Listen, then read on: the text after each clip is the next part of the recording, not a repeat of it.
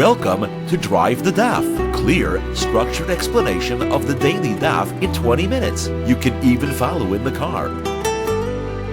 Beitzah Daf Tezvav has the last amud, the last page side in the first chapter, the first parak, and the first amud in the second parak. So the daf is split in half. The first half is ending off the first parak, and it's discussing different types of shoes that you cannot send as a gift on Yom Tov because they're not usable on Yom Tov, and therefore you cannot send them. The Gemara will discuss shoes that contain spikes, shoes that have not been blackened, and shoes that have not been properly sewn. The Gemara will then discuss whether or not you're allowed to send tefillin on Yom Tov, and the Gemara will sidestep into another discussion of what you do if you find tefillin on Yom Tov or on Shabbos. That will end the parak, and we'll begin the next parak, which introduces the topic of Erev Tafshilin, a procedure to allow one to cook on Shabbos to allow one to cook on Yom Tov for the Shabbos that follows. So let's begin. The last Mishnah we had seen says that you're not allowed to send or even wear a sandal with spikes on it. So Gemara explains that there was an incident that happened, which is quoted in Masech Shabbos. Gemara doesn't give what the incident here is exactly, but there was a story where a bunch of people were hiding in a cave and they had to run out, and because of the spikes on their shoes, they ended up injuring each other severely, and therefore the Rabbanan made a decree that you cannot wear spiked shoes. So therefore you cannot send spiked shoes to another person on Yom Tov because you won't be able to wear them. You can't wear spiked shoes at all. So Gemara says, Abaya points out, you're not allowed to wear them, but they're not muktzah, because if they would be muktzah, it wouldn't just say that you're not allowed to send them on Yom Tov. You would say you're not even allowed to touch them at all. But it doesn't say that. It says you're not allowed to send them. That means that they're not muktzah, but you're not allowed to wear them, and therefore you're not allowed to send them. Now, the Mishnah had also listed shoes that are not sewn. You just have the raw leather that's not sewn. The Gemara says, obviously, if it's not sewn, what can you do with it? The Gemara says, no, you may think that in a case where it has two sichi, then you are allowed to. So Rashi has two versions of this, either two pegs stuck into the raw leather to hold it together to some extent, so it's somewhat functional, or two stitches that were sewn, so it's somewhat functional. Either way, the idea is that it's not completely sewn, and you might think that therefore, even though that since it's somewhat functional, even though it's not completely sewn, you should be allowed to wear it and therefore send it from one person to another on Yom Tov. The Gemara says, no, you can't, because it's not considered to be functional enough. Okay, the third case was a white shoe. That's a shoe that has not been blackened yet. It has not had the black dye applied to it. The Gemara quotes a price that has a machlokas on the topic. Rabbi Yehuda says that even if it's if it's not properly blackened, then you cannot wear it because you need to get special black mud in order to blacken it, and therefore you can't wear it. You wouldn't wear it if it wasn't properly blackened. Rabbi says even if it was blackened, it still has to wear it because it has to be shined. So Gemara says it's not really a machlokes. It doesn't have to be polished necessarily according to all opinions. It's just that they had different customs based on the place where they were. In Rabbi Yehuda's town, the shoes that they wore were pretty much suede. That means the furry side, the hairy side of the leather was out, and therefore it wasn't smooth. They didn't polish it.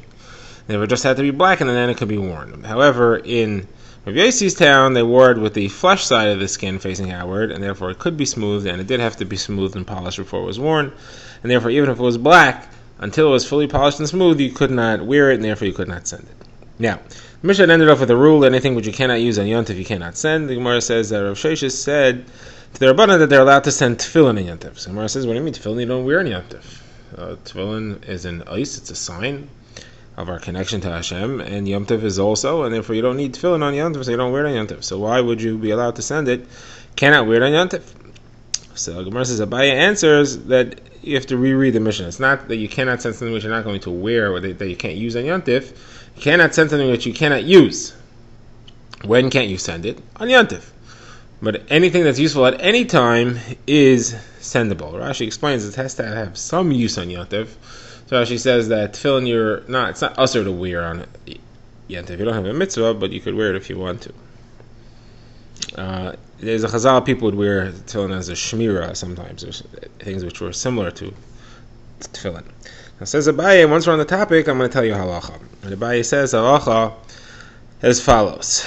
Somebody is traveling along the road and it becomes Shabbos. The sun sets and it's Shabbos, and he's wearing tefillin. So he should cover his hand with his tefillin so that people shouldn't see him wearing tefillin on Shabbos. They're going to get the wrong idea. Until he gets home. Now, if he was sitting in the Beis Medrash and Shabbos began, he should again cover his tefillin with his hand, and he should keep it on until he gets home. He doesn't have to take it off anywhere else until he gets home. Now, the Gemara notes that this contradicts Mishnah. Mishnah says that he should drop it off in the first available house. So if he's traveling on the road until he gets to the first protected house, in the Beis Medrash, should go to the house nearest the Beis Medrash, but he can't go all the way home. The Gemara also has another case where it says that even if you weren't wearing tefillin when Shabbos began, but you actually found tefillin on Shabbos, you can go and bring it to a proper place. Abaye's case, though, seems to be that you have to actually be wearing it. If you're not wearing it, you can't go put it on to bring it somewhere. So how do you fit these three cases together? So the Gemara says it depends what state the tefillin are in, how protected are they. If they are, and we have a couple of levels here, we could have tefillin that are fully protected both from being found by thieves and by dogs. You could have tefillin that is totally unprotected, or you could have tefillin that's protected from dogs but still susceptible to thieves. Those are the three cases we have here. If it's not protected at all, it's exposed to thieves and to dogs, so then even if you just find it, you're not wearing it, you have to move it to a place where it'll be safe. If it is fully protected, then bring it to the nearest house. The nearest situation in which it'll be fully protected. If it is not fully protected, it's still susceptible to thieves, but it is fully protected from dogs. So there, Abaye says, only if you're wearing it can you bring it home. If you're not wearing it, leave it where it is. But if you're wearing it, bring it home, because don't trust that the thieves aren't going to steal it. Don't assume that most thieves have respect for tefillin. Now this ends the parak. Now we begin the next parak, which discusses the halacha of Erev Tavshilin. Now Erev Tavshilin is based on the following halacha. There's an Issur D'Rabbanan to cook on Yom Tov for the sake of Shabbos. That means we have the following scenario. We have a Yom Tov, which is on a Friday, and you need to do some cooking activities on Yom Tov in order to be able to have food for Shabbos, which is the day following Yom Tov. Now, Midaraisa, that's not a problem. Gemara discusses in Pesachim why there is a Issur Midrabanan potentially. The Gemara has a few opinions here, but our Gemara is not discussing that. Our Gemara is discussing the permitted way to do that, and that is something called Erev Tavshilin. Erev Tavshilin means that you begin the cooking process before Yom Tov, and since you've begun cooking, you're allowed to continue. The Rabbanan created the entire Issur of cooking on Yom Tov for Shabbos that follows in the first place, and therefore they set up the following solution. They said you're allowed to if you started before Yom Tov. So Gemara is going to discuss this. So the Gemara begins by saying that any Yom Tov that falls out on a Friday, you're not allowed to cook on that Yom Tov for the Shabbos that follows, but he is allowed to cook for Yom Tov and cook extra. He's allowed to cook what he needs for Yom Tov, and he doesn't have to be specific exact what he needs for Yom Tov. He can cook a little extra, and if he has left over, that is fine. Now, that's one way he can make food for Shabbos. Another way is if he starts cooking before Shabbos, and this is Erev Tavshilin, and once he started to cook before Shabbos and he made something, then he's allowed to continue cooking on Yom Tov for the Shabbos that follows. How much does he have to make? So that's Machlokas Beis Shammai and Beis Hillel. Beis Shammai says he has to cook 2 cooked dishes. Beis Hillel says he just has to cook 1. Everybody agrees that if you have an egg that is smeared on fish that's being roasted, so that counts as 2 cooked dishes. That's not called 1 cooked dish. That's an egg and a fish.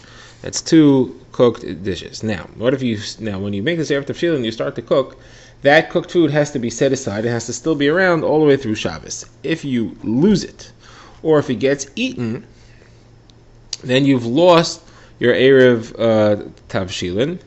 That means that you're not allowed to continue to cook now based on that Erev Tavshilin. Says the Mishnah, however, if you had some little bit left over, that's enough. You don't have to have the entire thing left. Some little bit left over, you're allowed to continue to cook based on that. So the Gemara begins now. The Gemara looks for a source in the Torah for the halacha of Erev Tavshilin. This is a little confusing because we know it's a D'Rabbanan. The entire Issur to cook from Yom Tov to Shabbos is a D'Rabbanan. So the Rashi explains we're looking for an asmachta, looking for a hint to this concept. So the Gemara brings the pasuk of Zachar and Yom HaShabbos Zakatcha. Remember the day of Shabbos to make it holy. The Gemara says you should remember it to defeat something which is trying to make you forget it. Meaning to say as follows: Yom Tov is trying to almost erase your memory of Shabbos that follows. You're going to end up being so focused on the Yom Tov and the preparing of the food and everything for Yom Tov, you're going to forget all about Shabbos that's after. So Shabbos will be dwarfed and hidden by the Yom Tov that precedes it. In order to avoid that from happening, you should make an Erev Tavshilin, and that will remind you to keep Shabbos in mind. Since you're beginning to cook for Shabbos already before Yom Tov, you're beginning to cook for Shabbos on Thursday, before the Friday, which is Yom Tov, you're going to remember it, and you're not going to forget about it. That way you'll prepare good food for it, and it won't be dwarfed and end up just getting the leftovers from Yom Tov. Now, the Gemara brings two Amoraim who have explanations of this.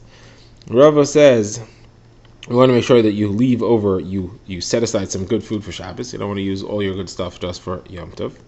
Rav Ashi says it's not really the issue. The issue is that we're afraid people are going to say that you're allowed to cook on Yom Tov for the weekday. You're allowed to cook on, let's say Yom Tov is on a Monday, you're allowed to cook on Monday, which is Yom Tov, and eat it on a Tuesday. In order to make it clear that that's not going to happen, what we do is we say you're not even allowed to cook on Yom Tov for Shabbos. You can't cook on Yom Tov for Shabbos. People will understand you certainly cannot cook on Yom Tov for a weekday that follows.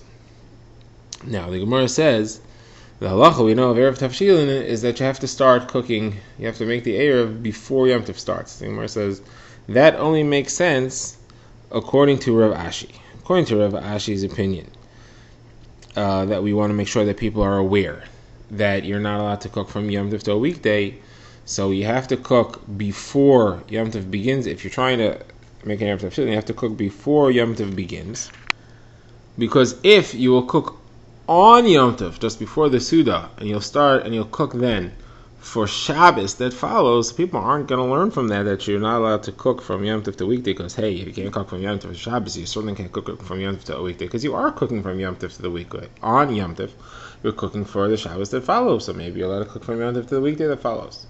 Therefore, you will not accomplish the takana unless you make the rule that you have to start your cooking before Yom Tov even begins. Then people will see, oh, why am I starting to cook before Yom Tov for Shabbos? Must be because I cannot just regularly cook for Shabbos on Yom Tov, and therefore I know that I cannot cook for a weekday on Yom Tov. However, according to Rava, that the only idea is that I should leave something over. I should keep Shabbos in mind when I'm cooking for Yom Tov, so I don't have to start to cook on Thursday. Let me cook on Friday before the Yom Tov Suda. I'll start to cook for Yom Tov, and I'll cook for Shabbos also at the same time. All I have to do is start to cook for Shabbos before I eat my Yom Tov Suda, so that I'll keep it in mind. So why do I have to cook before? So the Gemara says, you're right. According to Rava, you should be able to do that. The problem is, if we let you first start cooking on Yom Tov, we're afraid you're going to make a mistake. You're going to be negligent because you're busy, and you will not make a proper Erev Tavshilin. You will not get it. You will not start to cook for Shabbos before you start preparing your Yom Tov food. You will forget about it. Now, this is all based on one source for an Erev Tavshilin, that it's from the pasuk of Zachos and Shabbos Lekatra. It's not really the pshat of the pasuk. That pasuk is really teaching us the halacha of Kiddush.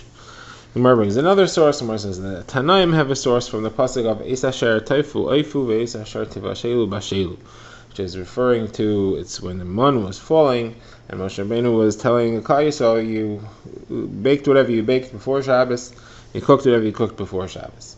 So the Tanaim here are reading it is what you baked, bake, and what you cooked, cook. Meaning to say you're only allowed to continue baking if you started baking. You're only allowed to continue baking for Shabbos if you started baking already before Yom Tov. You're only allowed to continue cooking for Shabbos if you started the cooking process before Yom Tov. That way, we have a hint to the concept of Erev Tavshilin. You have to start cooking before Yom Tov begins, and only then are you allowed to continue all together. Now, this, of course, is only an asmachta. This is only a hint. Now, the Gemara brings this story. The Gemara says the incident that happened. Rabbi Elazar was sitting and teaching in the Beis Medrash. The reason why this is mentioned here, Pashtus, is because Rabbi Elazar is the one who said this drasha of Eis Asher Taifu Eifu. So, Rabbi Elazar was teaching halachos of Yom Tov in the Beis Medrash, and people were getting bored, and they began to leave. They began to walk out. So they walked out in groups. So the first group that went, Rabbi Elazar said, those people must be owners of large vats of wine. And there you see they're very refined people. They're very into their food, and that's why they can't sit through this year. Then another group got up and left. He said, those people must have barrels of wine. They're not as rich as the first people, so they could sit a little longer, but still not very long. The next group got up and they left, and he said, they must have big jugs of wine. And the fourth group, he said they must have flasks of wine. And the fifth group, he said they have cups of wine. And then the sixth and final group got up to leave, and then he said these people have nothing. And he meant to say they don't have, at least they understood that he was saying, they don't have wine or Torah, because not as refined as the other ones, and they're also leaving in the middle of the year. So he looked at them, and their faces started to change colors. They thought that he was upset at them because they got up to leave. So he said, "No, I'm not upset at you. I was referring to the other people. All the people who went before you, they're the ones who are nothing because they left the shir in the middle because they wanted to go eat. But you stayed till the end, and therefore you're not leaving the eternal world for the sake of the temporary world like they are." And L'chu, he quoted a pasuk for them in Nehemiah, L'chu ichlu mashmanim shesum amtakim shulchu amonois le'ein nachon lo. Go eat good foods, drink sweet things, send gifts to those who don't have anything prepared. He will explain that phrase further. Because this day is holy for our master. Don't be sad, because HaKadosh Baruch Hu's love is your strength. Okay, now, Gemara has a question here. Why did Rabbi Elazar say that the people who left were leaving the world of eternity and being involved in the world of temporary joys like food and a drink? They were going to do Simchas Yom Tov. Simchas Yom Tov is a mitzvah. So when it says Rabbi Elazar holds Simchas Yom Tov is not necessarily a mitzvah, Simchas Yom Tov is a rishus. And this is a famous machlokas. Rabbi Elazar holds that you can choose how to spend your Yom Tov. You can be fully involved in mitzvahs Hashem, it could be learning and davening, or you could be fully involved in wonderful pursuits for the body, for this world, in the honor of Yom Tov. But it's not a mitzvah to do that. That's a rishos, that's permitted, but it's not exactly a mitzvah. Rabbi Yeshua has a different opinion. He says you should do half the time you should be spending in tefillah and Torah, and half the time you should be spending in food and drink and other olam haza things, also in honor of Yom Tov. Now, the Gemara says, Rabbi Yochanan says, they both get their opinion from the same pasuk, which says, Atzeres Hashem lakecha, Shavuos is for Hashem, and Atzeres Tiyah Lachem, and Shavuos should be for you. So which is it? So Rabbi Elazar says, it's a choice. It could be all for Hashem, or all for you. And Rabbi Yeshua says, split it. All for Hashem, and all for you, meaning half and half. Now the Gemara goes further to explain the pasuk that he quoted. They said, you should send le'ein nachalo, for he who doesn't have. So what does it mean he who doesn't have? So Rav Chizah says somebody who did not have an Erev Tavshilin, he couldn't make an Erev Tavshilin, or somebody who didn't have a reason to make an Erev Tavshilin. But somebody who should have made an Erev Tavshilin and he didn't, shouldn't send him things. It's his own fault. He should have done what he was supposed to do. What does it mean? Ki chedvas Hashem hi ma'uzchem, that the joy of Hashem is your strength. So Rav Yochanan says the name of Elazar Rav Shimon, Kadosh Baruch Hu says to Klal Yisrael, go make Yontef, make Shabbos, and trust me, borrow money to be able to make it, and I will pay back for you. I will give you extra money to pay back those loans you can borrow on my account. Now the Gemara goes off on a tangent here. Some of the Gemara says, Rav Yochanan says, name of Elazar Rav Shimon, somebody who wants to have his property stick around for a while should plant eder trees. Eder is a very famous tree. It's very valuable. If somebody has an eder tree planting in his yard, everybody's going to be like, ooh, that guy has an eder. Everybody will know that that field is his. If somebody comes and steals his field while he's away, he'll be able to easily regain his field because it'll be well known that the field with the eder tree was his. Another way of looking at that is based on the pasuk of Adir B'Amorim Hashem, from Adir. Eder and Adir are the same. Adir is very great. Another way to look at it is Eder is from the word Zari, which means generations. It stays around from generation to generation and be able to keep your field for a long time. And the Beitzah that says that a field that has an eder tree in it will not be stolen and will not be bought forcibly, and its fruits will stick around for a long time. Drive the Daf is a project of the Grand Woodlands Shul and is presented by Rabbi Yitzchak Landa. Find us on YouTube or subscribe to daily emails by emailing drivethedaf@gmail.com.